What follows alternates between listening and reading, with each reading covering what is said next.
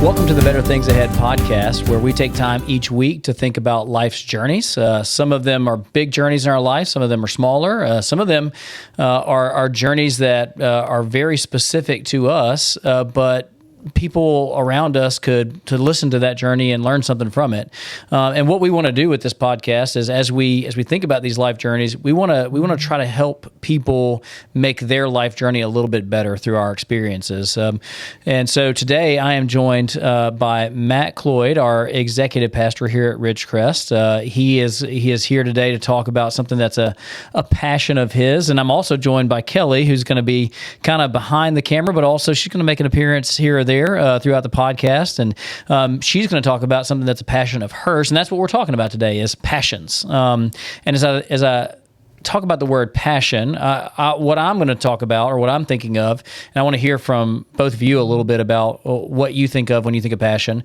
But when I think of a passion in my life, it's something that's bigger than a hobby. But maybe smaller than what I do as a day job. What I consider my profession, I guess, is the right way to say that.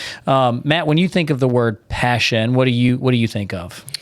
So I think with passion, it's kind of twofold. One, I think it's something that, of course, it's in the term passion, gives you excitement, something that you get energized doing. You want to learn, you want to kind of engulf yourself in that to the point of you want to know everything you want, you want to figure out how to get better, all those kinds of things. And so I do think you have to have that. It has to be something that you truly love and you just get enjoyment out of. The second aspect of it, I think, is the skill piece. It's something that takes an aspect of skill, and whenever you bring, I think passion, or whenever you're finding those kind of things that you're passionate about, it's when you take the effort to put into develop and learn a new skill that you can then use and enjoy in life. And growing up, I was always told, find something that you're passionate about and figure out how to make money with it. Yeah. And that way you're doing what you enjoy, and you kind of start to have, I think you kind of mentioned this, was this idea of calling and passion and career. All those things start to kind of collide. Yeah. And I think when you have that collision of all of that, I think that's when we get to really kind of sit and rest in who God created us to be. And I'm a firm believer that these passions and things are of God, and we can kind of lean into those. And so I think it's kind of defining those passions, just one piece of, I think, overall calling and how it all fits together. Yeah. So as I think about passion, it's, as you mentioned, this excitement piece, these things that matter to you. I'd love to hear what Kelly thinks about the idea of passion and kind of how that fits into her schedule, her life. Kelly, as you think about the idea of passion, what comes to mind for you? So my passion is cheer camps. I love just teaching cheer to people, but it's fun because I've always done it. Fun story. I wanted to cheer when I was 10, and my parents said, you go from sport to sport too much. You're going to have to pay for your own cheer. I was 10. Wow.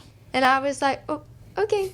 And I did, and I think it made me love it so much more because I actually had to work for what I wanted in that situation. But now I've been doing it for 12 years now, and the fact that, I went through the high school cheer, I went through college cheer, and now I get to teach other people about cheer and kind of combine that with my passion for the Lord. Sometimes it just makes it fun. Awesome. Well, so as Kelly mentioned, so her passion is cheer. Matt's passion is flying. And I want to talk about with each of you kind of, one, how did you get to that point? Kelly started tell us a little bit about that journey for her. Matt, how did you get into flying in the first place? And how did it develop into this thing that you really care about? Just so for context, for those who don't know, Matt is a flight instructor. We work right across the street from a small airport here where we live, and Matt does flight instruction over there. And in case you're interested, hey, reach out. He'll be happy to teach you. But how did you get into just flying, period? What made you want to do that? Yeah. So when I was in high school, I had the opportunity. I was actually a sophomore in high school, and I went to a school. Of course, I'm from East Tennessee, and the school I went to is really big. It was what you would kind of be comparable to a Madison Central or something like that as far as context goes. And I think my senior class at that school was about 500. Okay. So pretty good size school. Well, my sophomore year, I just wanted to change. I just wanted something different and wanted to go to a different school, try to talk my parents into homeschooling because like, hey, I can figure homeschooling out myself and just kind of like teach myself. They wouldn't let me do that. And, my parents were divorced. And so, I was like, well, I'll transfer to the school district that my mom lives in. And so since that way, I'm in that school district. So I had friends that went to that school for like, they were church friends. And so, I was like, at least know a few people there and can figure it out. And I just wanted to change. Like I just wanted something different. Wasn't anything wrong with the school I was at, but I just wanted something different. So I make this transfer the middle of the year, my sophomore year.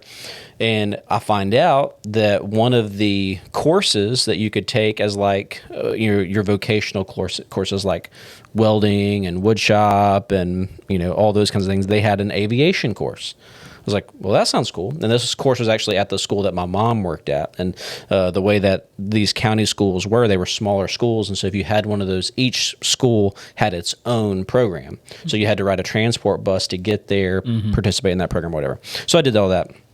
So I was like, well, that's cool. My mom was there, and so she was telling me a little bit about it and, said, it'd be interesting to do, and you can learn to get your pilot's license. Well, I actually had a friend who was a pilot, grew up, in a kind of a pilot household, and I was like, that can't be right. Like, there's no way a high school kid can learn to fly and get their pilot's license. Like, but it sounds like a fun course. I'll take it, and that sort of thing. So my junior year, signed up for it, took the course, found out that you did basically the classroom was kind of getting you ready for the written exam, and then you got to fly. There were a couple of contingencies you had to adhere to be able to fly. One, you had to do community service. Basically, for every hour of community service, you would get an hour of flight time. Kind of how that worked.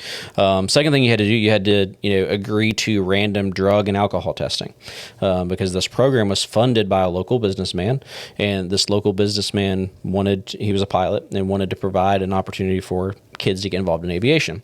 And so that was kind of his stipulation. And if you did those things, you got to fly for $10 an hour, which is crazy cheap. Like that wouldn't even pay for the airplane.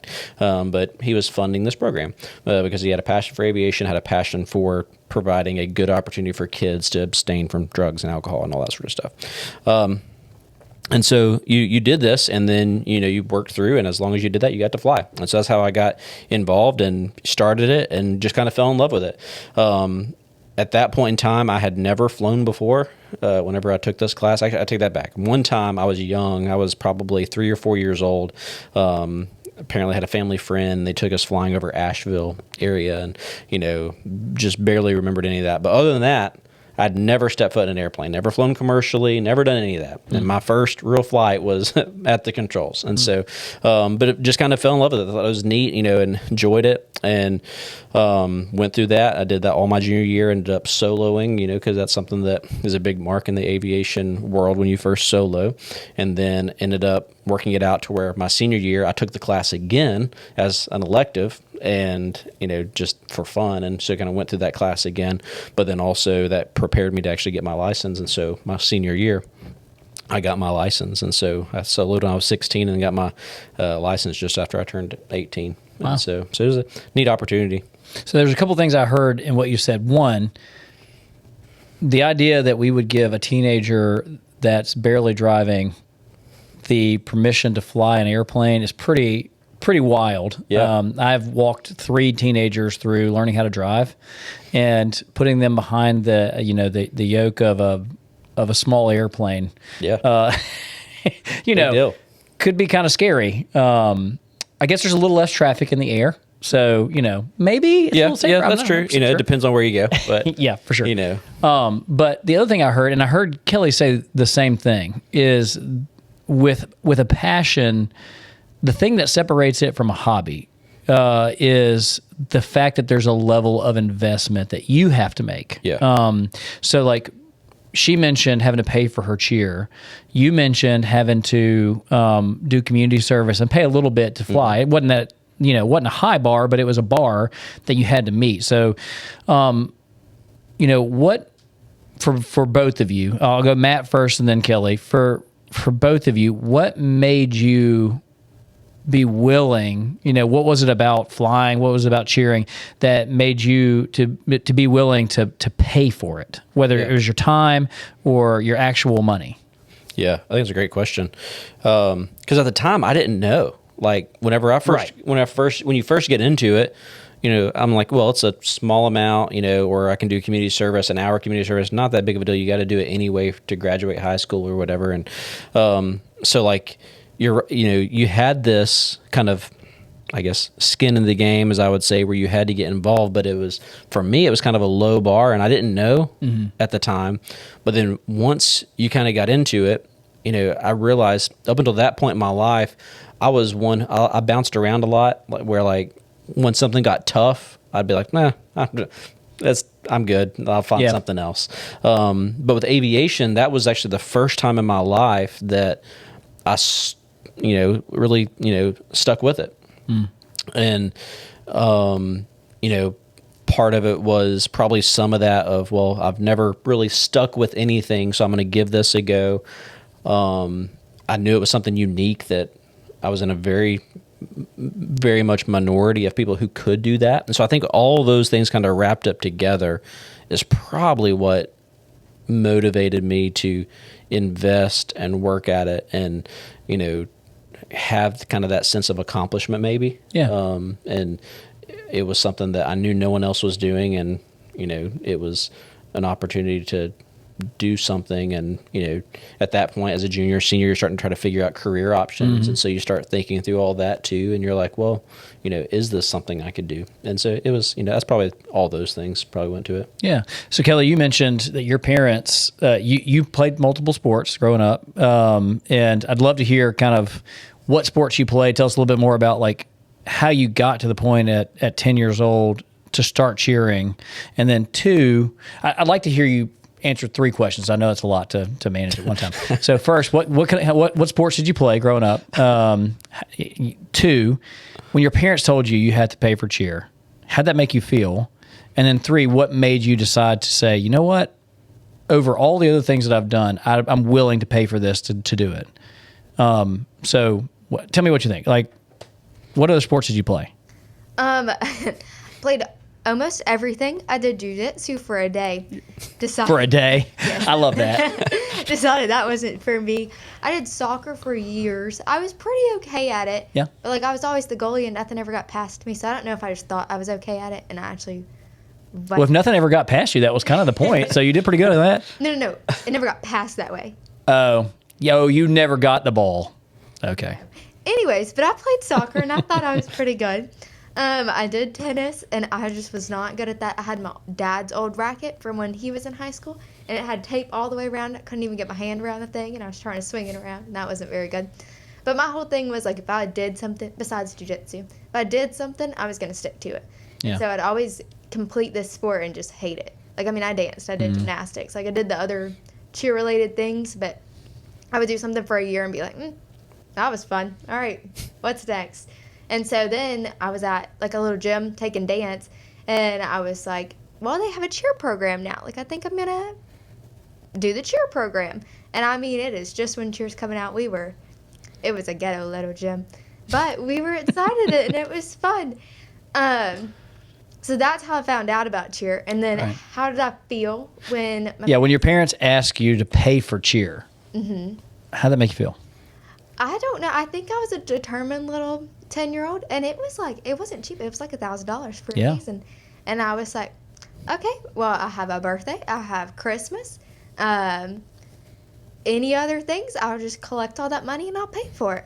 And it was never like dang, I have to pay for this. Maybe I should do something else. Like, I was so into the fact that, like, wait, I really want to do this. That, like, I enjoy these things. I want to try something new out, which I don't know what it was in me, because I guess I went all in for everything and then was like, oh, never mind. But I was okay with it. I was like, okay, we'll figure this out and make it work. And so, I mean, I had a lemonade stand. I had all the things going. And I never was upset about it, I don't think, because I wanted to do it so bad. Yeah. So what was it about cheer that maybe was different than all the other things that you were like, I just really want to stick with this? I'm not sure. I think it was so new. So, like, 12 years ago, cheer wasn't really, like, as big as it is now. It was like we wave pom-poms, not we throw people in the air. And at the time when I was 10, I was the thrower, and then got a little older and had to go in the air. Didn't like that. You became the thrown as opposed to the thrower. Okay. Yes, I liked it opposite a lot better. But it was just new and it was different. And it took gymnastics that I was okay at. And it took a little bit of dance that I thought I was okay at. But, don't ask anybody else. And it kind of took all these things and it was just so new. And I was like, this just really looks like fun. Like, you don't even hold pom-poms. Like, you do competitive cheer. It's so much different than what I've seen and what I know. And so, I don't know. I just sparked my 10-year-old interest, I guess. All right. So basically what I've heard from both of you guys at this point is that there was something about aviation, about cheer, that sparked a big interest in you. And what I want to know now is, like, why have you continued to do it? So, like, there was that initial, like, I like this a lot. This meets something. It meets up with something in me that, like, I really enjoy this. This is fun. To now it's become more than just a momentary, I'm okay with doing this, to now it's a life passion thing. Tell me more about, like, how you got to the point of, I just want to keep doing this now, and how have you continued to do it? Yeah. So for me, once I got my license, I planned on going to school to become a professional pilot, go to the airlines, do all that sort of stuff. And, then after my freshman year of college, realized that God was doing some things, and, ended up calling me into ministry, and kind of wrestled with all that, and, kind of made a decision I was going to go into ministry instead. Well, as I went into ministry and flying, once I got my license, I was no longer part of this program. So now flying went from $10 an hour to about $100 an hour. And it was much more difficult to continue. Then you get married and you start, figuring that life out, and now you're having bills and rent and all those kinds of things. And so I think it was about 2008. 2008 was the last time I flew, and then I didn't fly again, I think, until 2018. And every year that kind of passed, like, I yearned for it, right? And I think that's one of those things that kind of helped me recognize that this was a passion of mine. Yeah, it's more than just something, an interest. It is a passion. Because it was something I missed. Because there's some people who get their license and they never fly again because they're like, okay, I accomplished it and I'm done. But for me, it was always, I wanted something, I wanted it back, and just financially, logistic, time-wise, just never was able to kind of make that a priority. But I always missed it. Well, then in 2018, I finally, like, saved up, and, like, I was like, kind of like Kelly said, like, I got Christmas money and all this, I was like, I saved up some money. I'm going to get back current again because I hadn't flown in a long time. For context, were you here at that point? I was not here. Okay, No, I didn't think you were. Wasn't here yet. Yeah. Right. And so, I was like, I'm going to save up. This was December of 2017. And I'm going to save up. I'm going to use this money, get back current, and make this a new priority in my life and get back into it, that way. Because now I had a 3-year-old. I was like, I want to be able to share aviation with him and all those kinds of things. And so saved all that. After Christmas, started flying local, my airport there, got back current again and started flying. And then in March, so this was just a couple months later, ended up essentially, going through a job transition, and now wasn't able to make flying a priority anymore, and kind of lost it again. Started interviewing and, looking at, different churches and things like that. So then I, found Ridgecrest and applied, submitted my resume, here, and personnel committee invited me down for an interview. Well, what do you do before you go in to a new town? You're going to look it up, kind of see where it's at and all those kinds of things. So I'll pull up, Google Maps, I guess, and kind of look at the area and look at the church. I'm like, okay, it's a nice church. Kind of zoom out a little bit. There's an airport across the street. How about that? And I was like, of course, this is the church I'm going to go to, And so, but it was just kind of neat at the time because I just saw that. I was like, well, that's wild. I would have never thought about being at a church where there's an airport across the street. So ended up kind of going through that, came here, got transitioned, and then COVID hit and all those kinds of things. And so I ended up not really flying again until probably 2020, 2021, right there, kind of coming out of COVID, and got back into it, and then made it a priority, and haven't stopped since. And so yeah. And so at this point, you went when you started flying again here, you got really deep into like flight instructing, like getting to the point that you could instruct others in That's flying. Right. Tell me a little bit about that process and how, like, what you had to go through to get there. Yeah. So essentially in aviation, you have these different pilot certificates or ratings, as we call it, kind of ratings you add on to your certificate. And so coming here, I was a private pilot, meaning I could carry people around. Of course, you can't get paid for it. You're just flying as a hobby, that sort of thing. So then when I moved here, I knew the next step that everyone wants to go through is your instrument rating. This just makes you a safer pilot, builds the opportunity where now you can kind of get in and out of clouds, and just it really hones those skills of being a pilot. And so I did that, and then the next step is to get your commercial certificate, at which you can start getting paid to fly. And that's just kind of a time building thing, and you work up and you learn some maneuvers to do that next check ride. And my ultimate goal was to flight instruct, and so that's the next step. And so from there, then you become a flight instructor. You go through all that training, and so it ends up being a few. I think when I moved here, I had right at 100 hours of flight time. And then to get your commercial pilot certificate, you have to have a minimum of 250. And so I think I ended up getting my commercial pilot certificate somewhere between 250 and 300. I can't remember exactly what it was.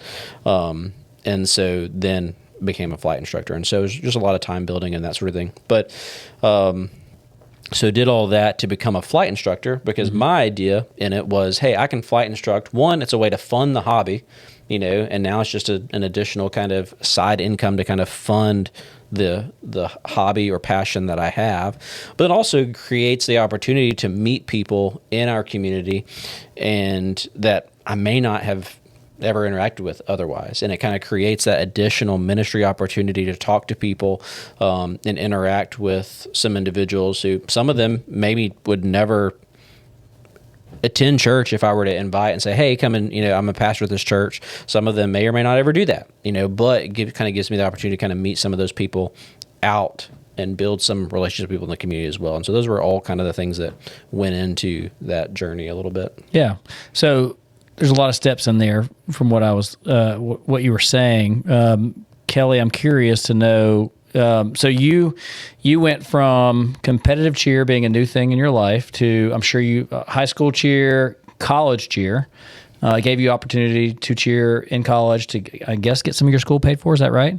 Yeah. So tell me about the steps along the path as far as that goes. How did you move from 10-year-old Kelly who's trying this new thing to I've now cheered in college and those sorts of things? And then how have you continued to use that passion in your daily life?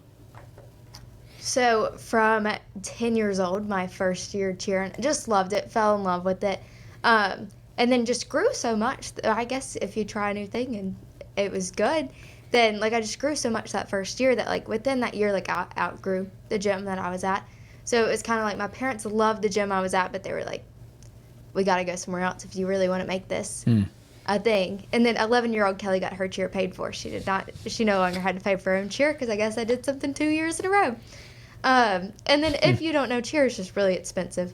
Especially the competitive side of things, it's just not cheap, along with probably travel ball. I don't know. Don't have kids yet. Yeah. No, nothing. It's expensive too. I don't know how expensive. Comparison is the thief of joy, so I'm not going to I don't know. But they're both expensive. Yes. Well, it was very expensive, and then just loved it. So I stayed at the same All-Star gym for forever. And then I cheered in high school, but we were just tiny private school, so we didn't really do much. It was more just, to be on the high school team than anything else. And then out of college, Mississippi Gulf Coast offered me for a cheer, and they paid for all of my school, and I had some money left over to go to wherever I was going to go after that. So I spent 1 year there and cheered there, and it was fun, and I learned so much. That's when I got put from being the thrower to the throwee. Yeah. Yeah, that was scary. My parents really didn't like that part. I have a question about the riskiness of both of your passions in just a few minutes, but keep on going. Keep on going. So went to the Gulf Coast for a year and then just kind of finished all the school I needed there. And then Southeastern Louisiana was like, we would love to offer you a full ride. And I was like, okay, who are you? Never heard of them before. Because I was planning on going somewhere else where my cheer was not going to be paid for, but they were really good. And so God was kind of working in my life and was like, this is where you should go. even though you've never heard of it. Like, these are going to be your friends and these are going to be your family for the rest of your life. And you're going to be so much closer to home. And then I was like, okay. So I went there, and most everything was paid for. I probably had to pay for, like, housing. That was probably it. Just because I didn't want to live on campus, which is my fault, not them at all. But they paid for almost everything. So, like, I never had any debt or anything from college, which is just amazing and a blessing that God made me good at something that could pay for my school. Now we don't have to worry about paying for that now. What was the other question? Well, how has that, that passion just continued on? You no longer like cheer in the competitive sense, but you use your cheer in a daily kind of weekly, monthly ministry. I'd love to hear a little bit about like how that happened. What does that look like? How do you use cheer on a day-to-day basis?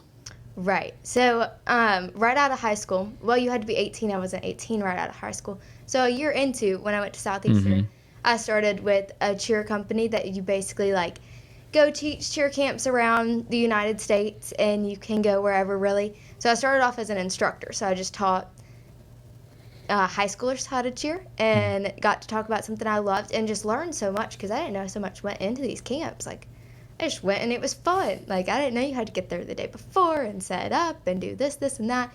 And so, but I got, like, just blessed with the best people. My boss at the time, she was a church planner in Dallas, and so she was like, you would be great on our Christian side of things. And I was like, oh, okay, what's that? And she was like, we have, like, leadership and Christian camps, like, come over to it. And I was like, okay. So I've done both for years. So, like, one side is just teaching high schoolers and some college kids about cheer camps and about how to cheer and all that. And the rest of it is just, like, we go out and we teach Christian camps and we have leadership camps, which is more into, like, the team time of things. And now, like, in the last year or so, I've got promoted to where, like, I plan these camps out. So I talk to wherever it's going to be at, and I figure out where the camp is going to be and who can come and who can't come. And I try to get the staff for it, and I plan when meals are going to be in it. A totally different side of cheer. All this prep work just for we can witness to kids and let them learn about cheer and have an amazing cheer camp. But, like, in the past year, I had no clue how much went into it, but so thankful that I get to learn all these things because now I went from 10-year-old cheering, paying for her own uniform, to planning camps where thousands and thousands of kids come and get to cheer and get to hear about the Lord. Yeah, that's great. So I have a question for both of you because this is just kind of a fun question that popped in my head as I was listening to both of your passions and, aviation being what it is. Everybody has their thoughts about flying. Some people believe it's incredibly risky and scary, and other people know that it's the safest way to travel. And then cheer is, you hear all this stuff about how football is a very physical sport and you could get hurt there, basketball, baseball, soccer, there are all these injuries that you could get. And if you know much about cheer, if you look at the statistics, cheer, I think, is probably the riskiest of the sports that you can participate in because I think you get a lot of cheer folks get hurt doing what they're doing. So my question for both of you is, what is the riskiest maneuver that you've been asked to do as a part of your passion? And tell me about, like, what that was like. So Matt, like, from an aviation perspective, maybe it's instructing, maybe it's your actual flying yourself. What's the riskiest thing that you've had to do? And tell me about, like, how that went. Yeah, well, as an instructor, essentially, I kind of joke that it's the only job in the world where people are paying you to try to kill you. Yeah. Like, I mean, that's kind of what it is. And so, you never know with that. Like, there have been times when, that's the nice thing about aviation, because you got a second set of controls. Very different than teaching someone to drive, which I've had the opportunity to do. Over there, you have your kind of invisible brake you're trying to hit and all that sort of thing. Well, in the airplane, I don't know what you're talking about. Yeah, I guarantee it. Just gripping the handle up here. Yeah. We're going to make it. But so as an instructor, I have my own set of controls. And one of the first lesson you teach is what we call positive exchange of controls, where I say, I have the controls, they would repeat it, I would repeat it again, so that way everybody's 100% clear whose controls it is. I also, they have to know if I say my controls, they've got to get off the controls because we're in something.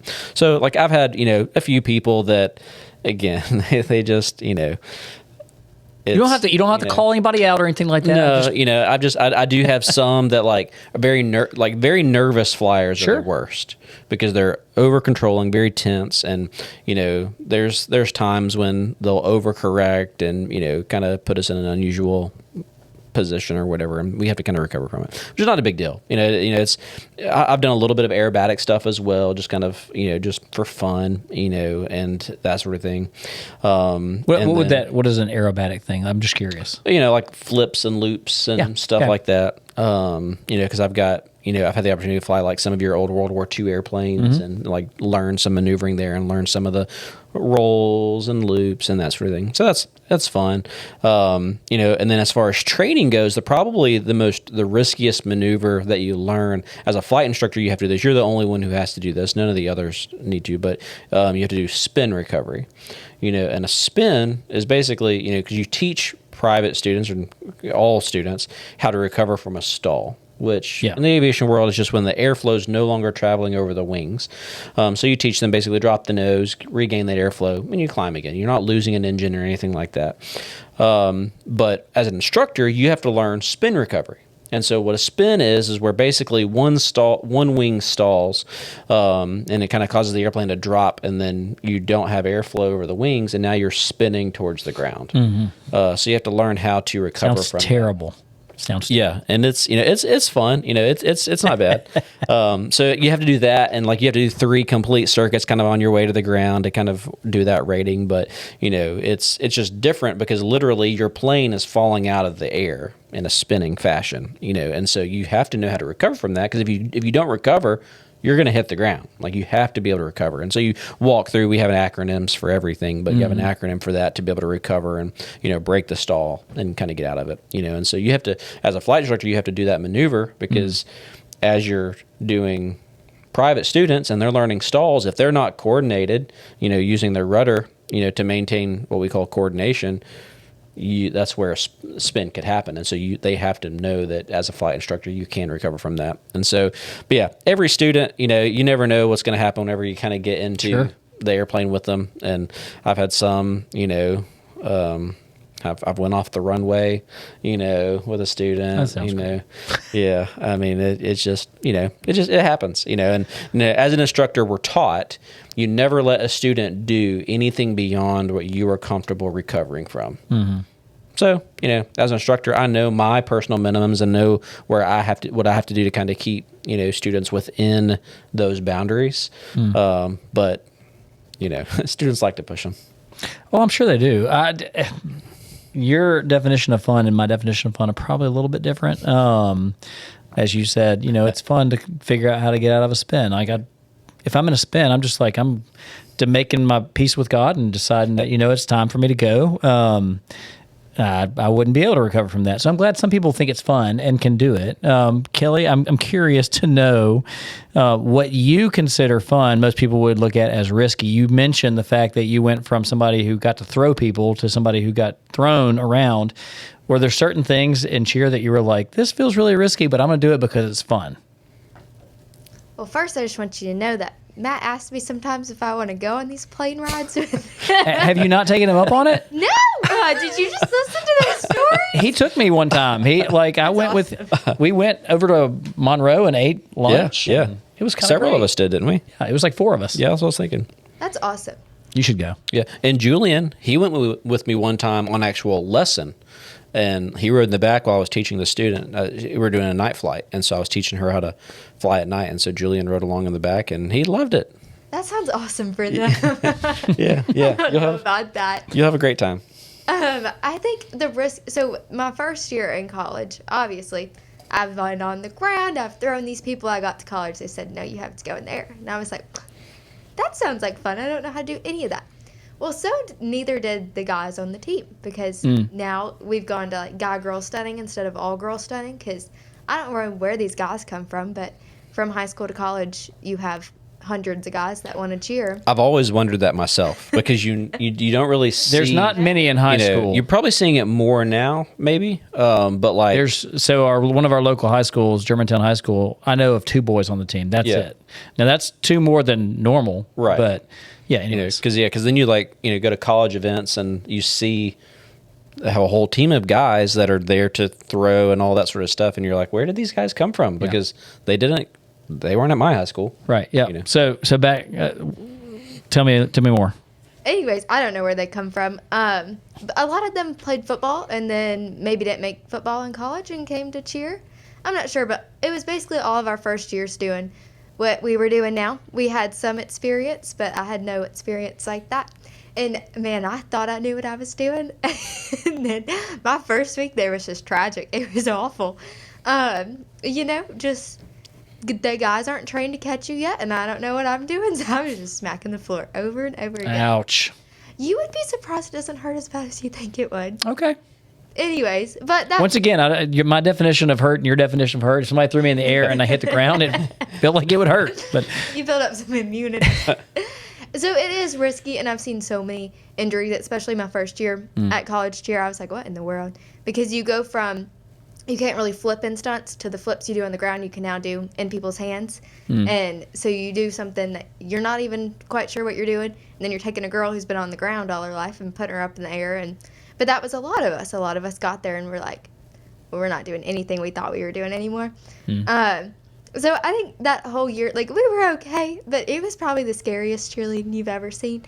And then when I got to Southeastern, it was like, so we're going to stack people on people on people. And I was like, oh, how?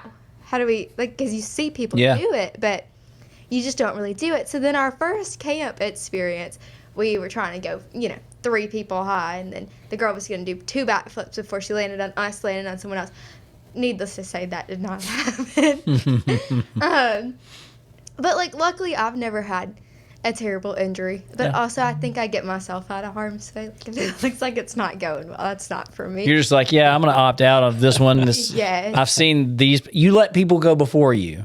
Right. I'm so generous like that. Yeah. But I think I've also, like, I'll kind of pick out the guy that I want, and then I'll be friends with him. And then I'll be like, so now my life's in your hands. Now you have to catch me no matter what you do. So nothing terribly scary. Like, you would probably think awfully. Like, me with flying, I think it's terrifying. Like, I don't know about that. But, like, you would cheer if you tried to do that. You'd probably be like, what in the world? Like, I'm Yeah, I don't want anybody to throw me in the air. Oh, or that either, I guess. Yeah, that's funny. It's one of those things where, as we think about passions, I think there's, all throughout this, we've talked about this idea of, like, there's got to be a level of investment that's different than this is something I'm interested in, and that's a willingness to sacrifice for it, a willingness to risk for it, because it's something that you just can't help. Like, you've got to do it, and I'm curious to know. So both of you are in a situation here at the church where there is some flexibility in your schedule, and it makes it easier for you to be able to participate in those passions. It's not like you're having to give up, a ton of family time. There's probably some of that's involved in this, but like, there is some. You can work different hours. Some people don't have that same luxury, and they still want to pursue things like that. What would you tell somebody who is like, I really want to pursue this passion, but it's kind of hard to do? What advice would you give them? What encouragement would you give them? I'm curious to hear from both of you. How would you push somebody in the area of they want to pursue it, but their schedule or their life circumstance makes it a little bit harder? Yeah. I was in that case, like I said, for the 10 years that I didn't fly. And it was tough, and I always kind of had, like I mentioned, that yearning to kind of go back to it, and so in one sense, I think it comes down to timing, and I think understanding that sometimes it may not be the right time, right. And sometimes if it truly is a passion, then you're going to figure out ways down the road to maybe prioritize or make adjustments and make sacrifices other places to make that a priority, and all those kinds of things. And so I would tell someone, one, be patient. Because if it's not the right time, it's not the right time, because if it is something that you're passionate about, you want to give it all the attention that it deserves, because I think that's probably more frustrating is, in my time when I wasn't able to give aviation the time that it deserved, that was more frustrating to me because I wasn't doing as well as I knew I could do, or wasn't making it as great of a priority as I should. And so I think be patient, find that right timing, and then, make it a priority, and kind of find that, find those ways, if it is just, weekends or after work or whatever it might be, and kind of just navigate that. And because I'm a firm believer that, as all those things can work. I'm an advocate for time management. I think we're given a limited amount of time, and but I think we waste a lot of time. Sure. And so I think figuring out how to navigate that aspect of it can also free up the opportunity or flexibility to kind of pursue those passions as well. Yeah. Kelly, do you have any advice that you'd like to share as far as like, what would you tell somebody who's like, I really have a passion for this, I just don't know how to fit it into my schedule or my life? I think the life stage I'm at is a little different than y'all's right now. So, like, I've just gotten to a point where I have to make some decisions of, like, what camps am I going to give up? What am I going to do? Because before I didn't have a commitment Monday through Friday, and I could just leave for months and weeks and last year, almost a year at a time, and just, like, see the United States and sometimes a little outside of it and get to talk about my passion and what I enjoy. But I know that, like, without that year of really, like, going and traveling and doing, that year was, like, full of just Christian camps. And so I just got to pour into people. And I know I wouldn't be sitting here where I am right now if I didn't have that year of finding out, like, what does God want me to do? What message does he have for me? And then, like, also it's fun to travel the world and see things. So I think my advice is, like, don't rush into things, because I could have gone a little slower with life and just enjoyed the time that I had in that just season of life where I really didn't have many responsibilities besides getting up and going to cheer and talking about the Lord and going to bed and seeing a new state and waking up and doing it all over again. And I think I took that for granted. So just slow down in the time that you're in right now and just enjoy the fact that you get to do all these things, because now I'm at a point where, yes, it's so flexible, and that's why I get to do cheer still, and I still get to love it and do it all the time. But there's going to be a point in time where I just can't get up and leave any day of the week now and go do what I love. So just take your time and enjoy it and slow down.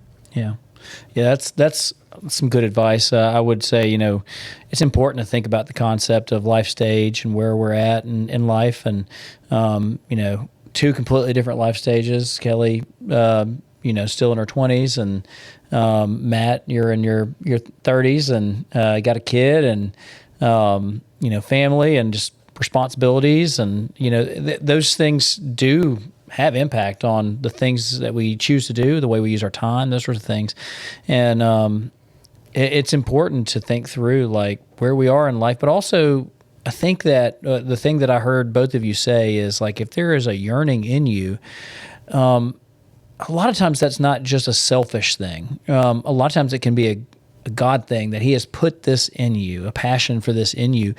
And ultimately, if you use it for his glory, that's not time wasted in any way, shape, or form. I mean, the fact that both of you have used it as an opportunity to connect with people, to share your passion for the Lord, these are things that you've allowed your passion in life to overlap with your faith, and because that God has used it to redeem that time in a way that is going to echo into eternity. And so my encouragement as you listen to this is to think through your passions. What is it that God has put in your heart?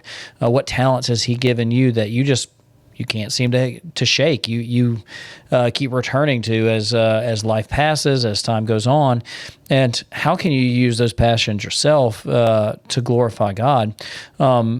And make the world a little bit better. That's what both Matt and Kelly, I think, have a desire to do, is to use aviation and cheer as a way to make the world a little bit better. You have passions that you can use to make the world a little bit better. That can be for your community, for your church. And my encouragement is, if you have questions about that, how you can use those passions, please come talk to us at the church. Reach out to us. You can go through our church website and find any of our email addresses, and reach out to us, because what we want to do is we want to give you a chance to use these passions to glorify God. God has given you these abilities. God has given you these talents, and we want to encourage you to use them to make the world just a little bit better, because there are always better things ahead.